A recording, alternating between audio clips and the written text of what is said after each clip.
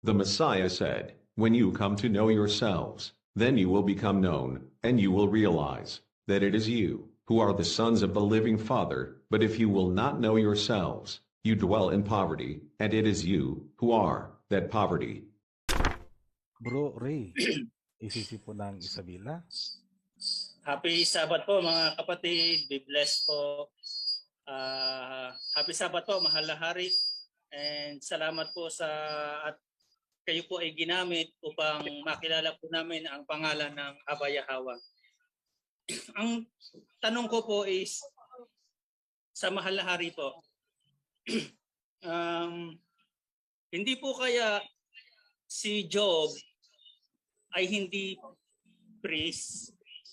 Kasi po, di po ba ang sabi is, ang priest, walang mga ari-arian, walang mana. Eh si Job mayaman. O panahon po ba, yung nung panahon ni Job, meron silang ari-arian, tapos itong panahon after ni Job, ang mga priest, wala nang mana?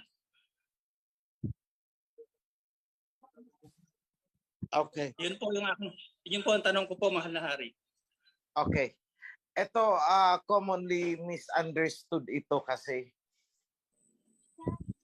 Ang sinasabi diyan na hindi binigyan ng mana yung mga priest is yung sa pagbabahagi ng teritoryo. Di ba hinati yung Israel noon, yung Palestine, hinati yan. O kayo, ito sa inyo ito, ito sa inyo ito, ito sa inyo ito. Yung mga Levites, wala, hindi binigyan doon. Yun ang sinasabi doon. Pero hindi ibig sabihin na hindi sila nagkaroon ng mga ari-arian nila. Kasi tingnan nyo, di ba merong mga bakahan sila, may mga cattle sila. May pasture, kaya nga may pasture land di ba? May mga pasture land, yung mga lupa na ibinigay sa kanila. May binigay, actually. Pero, hindi masasabing teritoryo nila kasi nasa loob ng territory, halimbawa, tribe of Judah.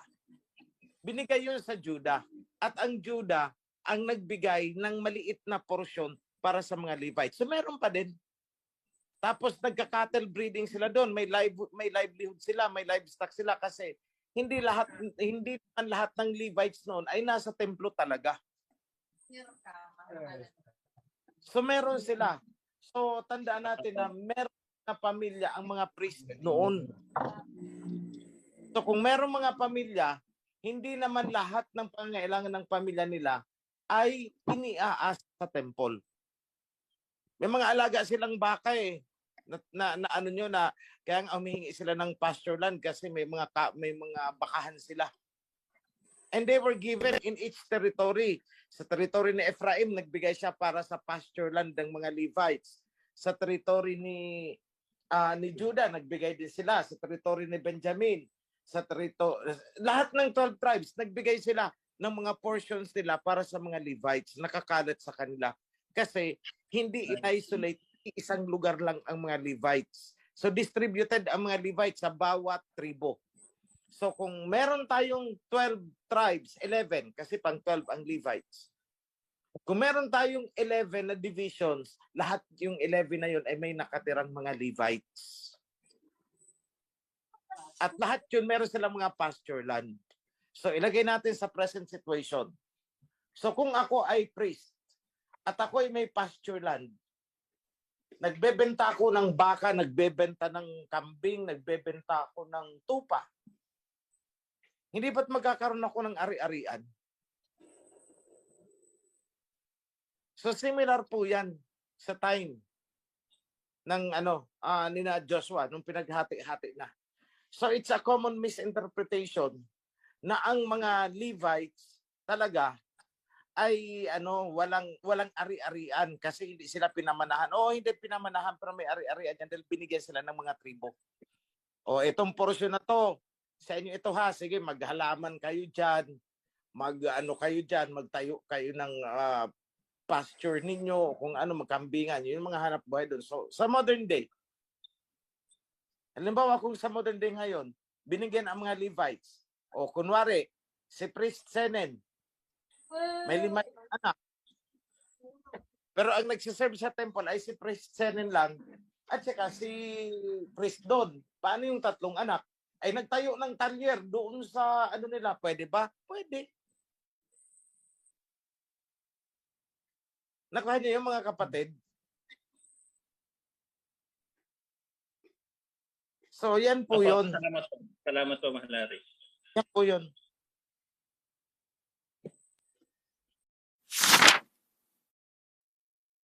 Thank you, Bro Bert.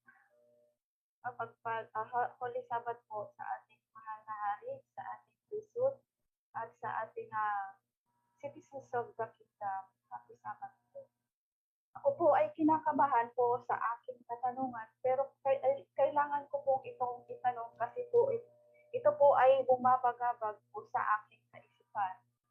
Nabanggit kanina ni Priest Camille na kailangan na maging malaya po tayo sa ating kahinaan. Ang tanong ko po, ang loyalty po ba ay kahinaan at maaaring humantong sa pagka-alipin? Natanong ko po ito kasi may mga psychological advice o payo na nagsasabi, don't let your loyalty become slavery po. Maraming salamat po. Okay, let me take that. Ano yun, sis? Don't let your loyalty. Don't let your loyalty become slavery. Don't let your loyalty become slavery. Oh, magaling. Maganda. Oo. Ang kasabihan niyan na don't let your loyalty become slavery, ginamit yan in a political sense. Na tayo, kung loyal tayo, tingnan natin yung demarcation, baka tayo ay maging slave. Eto, ano ba ang kaibahan ng isang tao na loyal at anong kaibahan niya sa isang slave? Ano ba yung slave? Kasi hindi mo maintindihan ang sinasabi ng saying na yan kung hindi mo alam kung ano ang slave. Pagka-alipin po. Oh, alipin.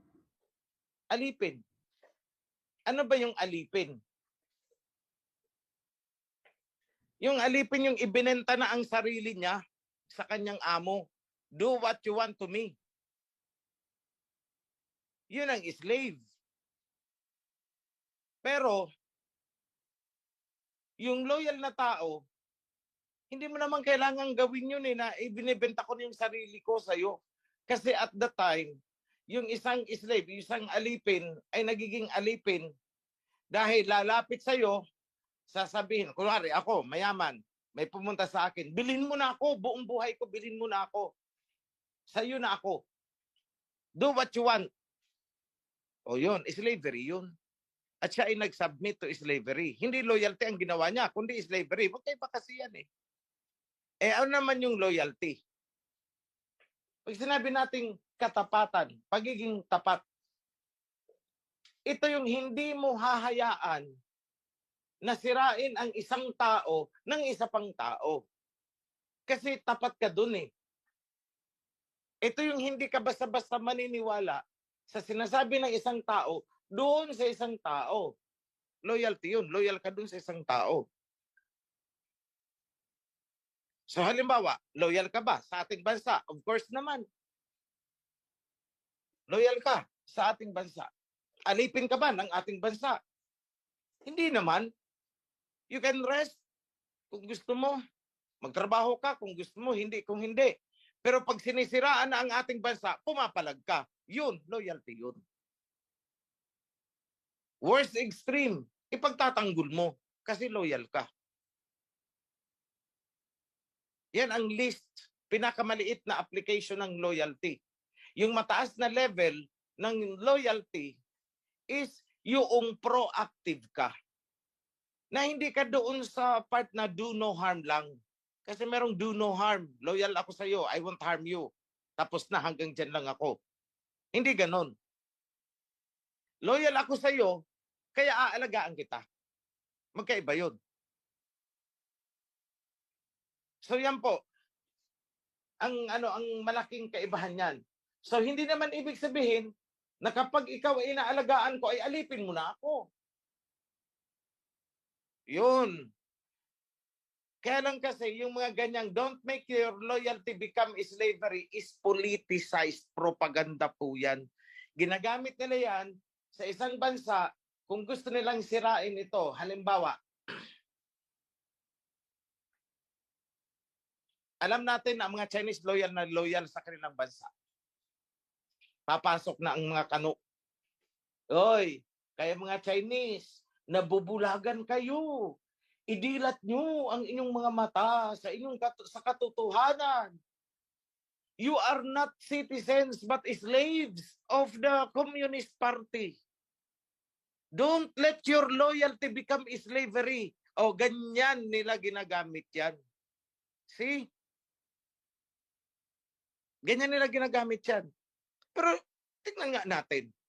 Slave ba ng Communist Party ang mga tao sa China? Hindi Ang daming nagyayaman ng mga Chinese. They have the freedom.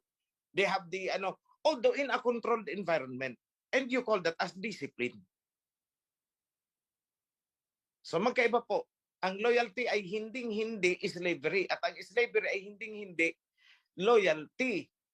Ang loyalty ay hindi slavery at ang slavery ay hindi loyalty. Kasi may mga slave na hindi loyal. Nakuha niyo mga kapatid? So magkaiba yan. We are comparing bananas to apple. Ang slavery hindi pwedeng kailanman ay maging loyalty at ang loyalty ay hindi kailanman pwedeng maging slavery. Although minamask nila yan para lang ipropaganda, i-brainwash yung mga tao. So if you become loyal to me, are you a slave sa akin? No. Loyal ka sa akin, tapat ka. Hindi mo papayagan na siraan si King O-Itzi ng kung sino-sino, away kung away. Loyalty ang tawag dyan. Pero naging slave ka ba? Hindi inutusan pa kayo. Paglinis mong inuduro ko, gusto ko ng ganito, magtrabaho ka para sa akin. Did I did it? No. So you are not a slave. But you are loyal. Okay? So I hope clear po sa inyong mga kapatid. Opo, kamahalan. Clear na clear po. Maraming salamat po. Ngayon po, dadako po tayo sa kapatid natin mula Australia. Bro Fred, pasok kapatid. Mapagpalang araw po sa ating lahat, higit sa lahat sa ating mahanari, Panginoong Peryo. Ang katanungan ko po ay ganito po. Bakit po matapos na sipain ang mga fallen angel nito o ang mga rebellious angel na pinamumuno ni Lucy, ay patuloy pa rin po ang kanilang kaugnayan o nakakausap pa rin nila ang ating alayam. Bakit nakaka-access pa rin po sila sa kalangitan kung ito po ay sinipan at hiniwalay na po sa kabalan, sa kalangitan? Salamat, Fred, sa tanong. I-extend ko ang tanong mo. I-expand ko na. Bakit hindi pagunawin ngayon si Lucifer? Bakit maghihintay pa ng 1,260 days? Di ba? Parang ganun yun eh. Ito ang sagot ko dyan. Kasi ang alahayam ay may mga timeline yan. At doon pa lang sa Genesis chapter 6, sinabihan na si Lucifer, si Satanas. Sige na nga, ilabas ko na nga yan eh. Isa pa sa Revelation yan eh. Ayoko sanang ilabas ngayon. Sabi ko sa next Sabbath na. Pero ilalabas ko na ngayon. Wala eh. Inungkat na ni bro Fred eh. Nandun yung sagot eh. Sige, ganito yan. Naalala ninyo mga kapatid sa chapter 6 ng Genesis kung saan nagsalita ang alahayam na pinagsisisihan ko kung bakit nilikha ko pa ang sangkatauhan. I regret for having created mankind. Naalala ninyo yon mga kapatid? Na-encounter ba? Na-encounter nyo? Sige, tingnan nyo yan sa mga Bible ninyo. Bago ginunaw Yes, ang mundo, panahon ni Noah, Yes, opo. may nakasulat dyan, I regret for having created mankind. Pinagsisisihan ko na nilikha ko pa ang mga tao because the inclination of their heart is always evil all the time. Lagi na lang masama ang kanilang nilalaman ng puso all the time. Pero teka lang, yan ang sinasabi nila na nagkamali daw ang alahayam. Tingnan mo, pinagsisisihan niya eh. Well, sabihin natin pinagsisihan ng alahayam. Pero alam niyo na hindi yung mga tao ang tinutukoy niya dyan na pinagsisihan niya bakit nilikha ko pa ang sangkatauhan. Hindi po yung mga tao ang sinasabi dyan. Ang sinasabi dyan is pinagsisisihan kong nilikha ko pa itong si Satanas at ang kanyang mga anghel.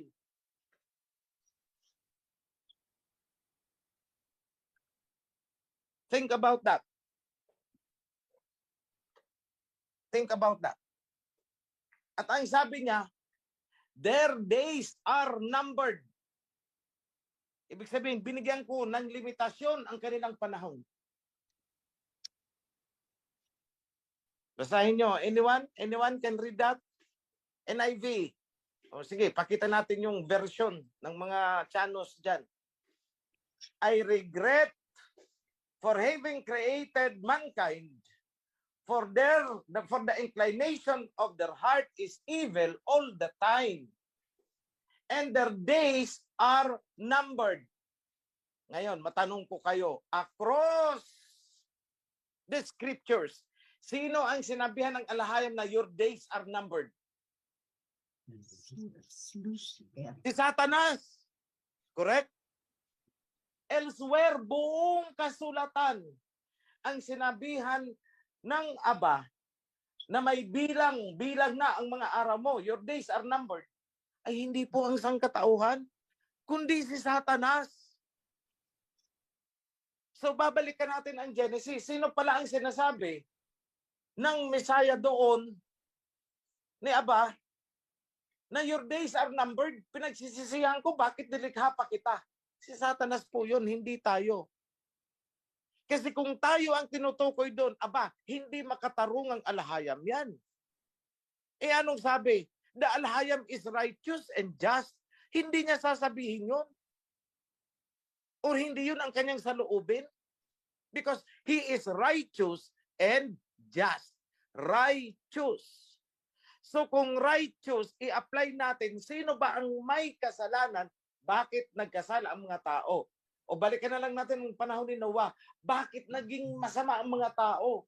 Corrupted ang mga tao. That's why gusto niyang i-wipe out ang mga tao. Sino ang may kagagawan? Sino ang sumira ng kanyang creation? Hindi ba't si Satanas? So in short, si Satanas ang sinasabihan doon na I regretted for having created you. Pinagsisisihan kong nilikha pa kita.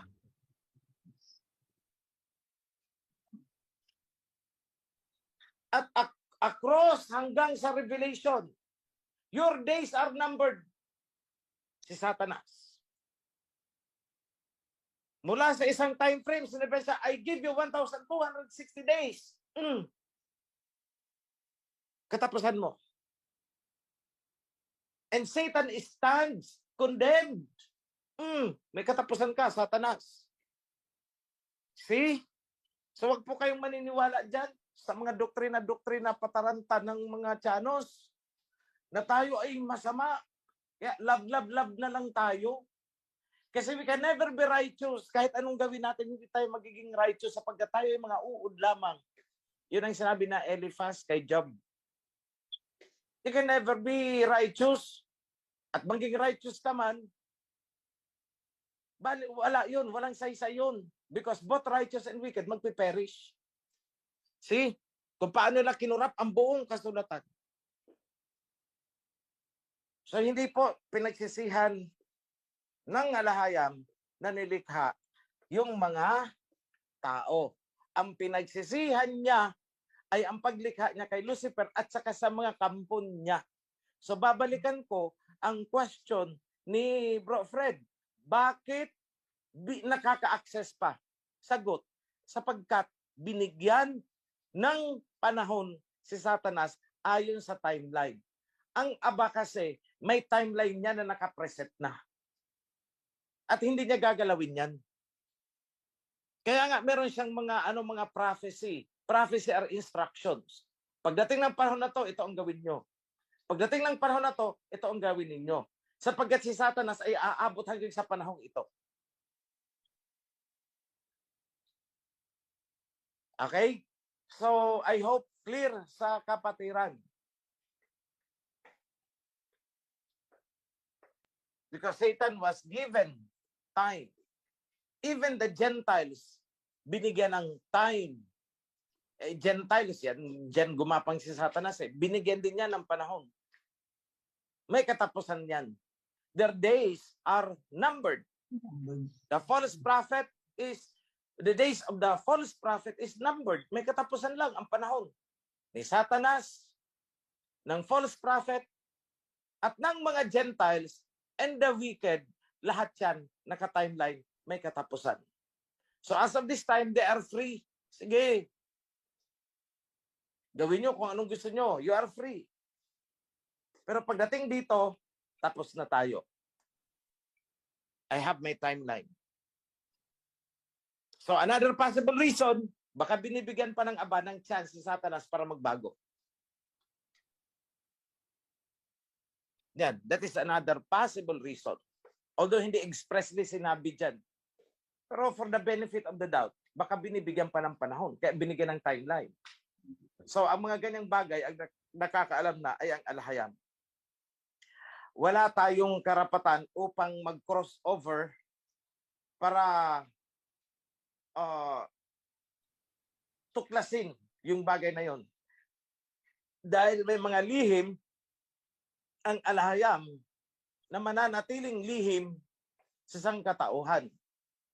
Hindi naman lahat i-divulge niya May limitasyon din kung hanggang saan ang i-divulge sa atin.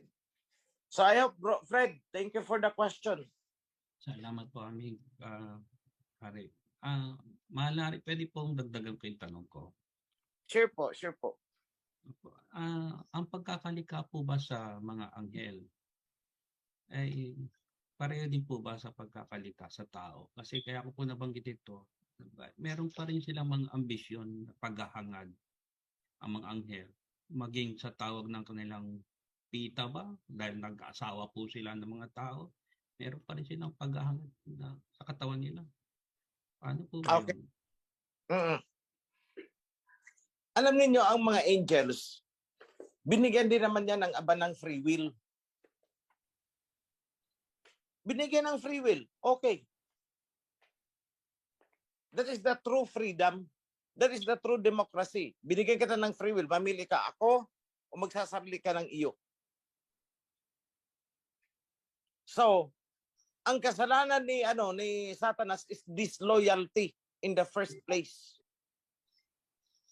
Na sumabay yung ambisyon na higitan ang aba.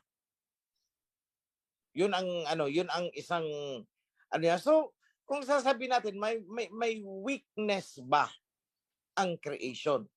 Walang weakness. Binigyan lang ng free will. It's not weakness, but a free will. Kaya nga, nagkodita ang mga anghel sa langit Why? Kasi binigyan din ng free will So, ibig sabihin, ang ating aba ay hindi diktador. Authoritarian siya, pero hindi diktador. Kaya nga, nakipag-covenant Kasi kung diktador siya, hindi na siya makikipag-covenant. Magkaroon tayo ng kasunduan. Nag-agree ka ba dito? Oo, agree kami dyan. Sige, that is a covenant. Kaya nga, nung panahon ni Moses, ano ang sabi ni Moses? Kung papatayin mo ang mga yan, isama mo na ako. O anong ginawa ng aba? Sige, wag na lang. Alang-alang sa'yo. See? Nakikipag-bargain din naman ang Aba eh. So hindi siya totally diktador. Righteous lang siya. Pag mali na, hindi na siya aayon. So going back to the question, may imperfection ba?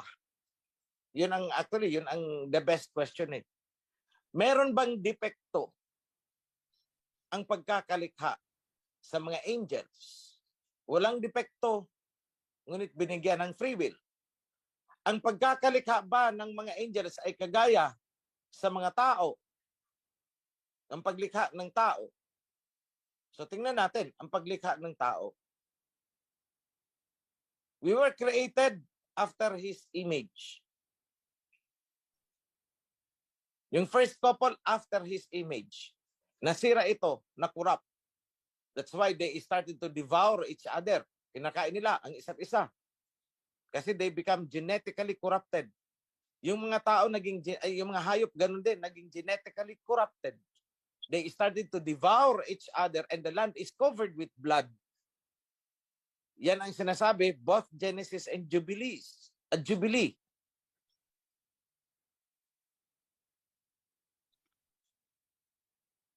So may kahinaan ba? So ngayon, humans were created perfect but was still on the process nung pinakialaman ni Satanas. Bakit nasa proseso pa? Kasi ganito po yun. Di ba sina Adam and Eve ay still flesh? Flesh pa sila noon eh. Inoperahan nga si Adam eh para kunin ang isang kanyang rib at i-create si Eve. So may flesh. Pinatulog. Bakit? Para hindi makaramdam ng pain. So still flesh. Pero bakit nilagyan ng tree of life?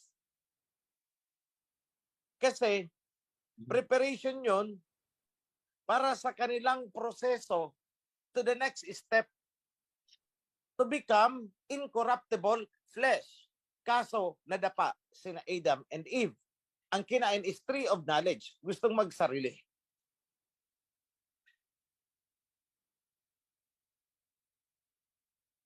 So ganun din ba ang pagkaka-create sa mga angels? It's different. Kasi ang mga angels create in spiritual form na may kapasidad upang mag-manifest into a physical form. Yun ang wala tayo, yung kakayahan na mag-manifest into spiritual form and back to physical form. Wala tayong ganun. Pero ang mga angels, spiritual form, pero kung gusto nila makipag-interact sa human, pwede silang mag-assume ng physical na katawan. Naalala ninyo? Si King Yahawashi, di ba kumain pa kay Abraham? Nagsalo pa sila, kumain. Bakit? Nag-manifest siya into physical flesh. Ibig sabihin, pwede siyang mag-asawa ng humans at the time. Pwede para siyang magkatawang tao eh. O yun din si Lucifer. Yun din ang mga angka ni Lucifer. They can manifest as humans. Kaya nakapag-asawa sila ng tao. Doon na nagsimulang na-corrupt ang genetic order ng tao. Yung sinasabi na corruption. Kasi tayo, iba ang pagkaintindi natin ng salitang corruption. Eh. Pag corruption, involved ang pera. Ngayon, corruption, politiko yan, corrupt yan. Yan ang pagkaintindi natin. Noon, ibig sabihin ng corruption noon is nasira ang order, the natural order. Bakit nasira ang natural order? Because nagkaroon ng genetic modification. At si Satanas hanggang ngayon ay ginagawa ang genetic manipulation. Kaya nga meron tayong mga GMO. Still destroying the genetic order. Ginawa niya yan noon, mga animals and humans. Ngayon, pati mga plants. Genetic manipulation, GMO. So bago kayo malito, balikan ko ulit ang question ni Bro Fred. Yung pagkakalikha ba ng angels sa kagaya sa tao, magkaiba. Ang angels may dual capacity. Pwede silang invisible spiritual form, pwedeng mag-manifest into a physical human form.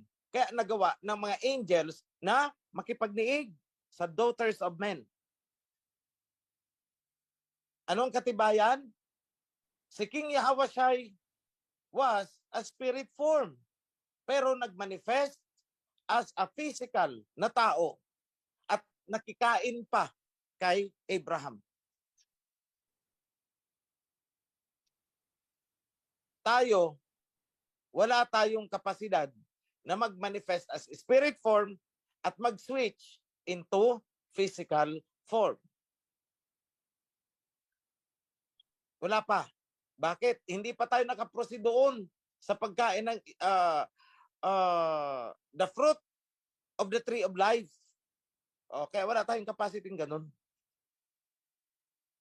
Tree of knowledge ang nakain ni Adam and Eve. Okay? So, I hope I have answered the question.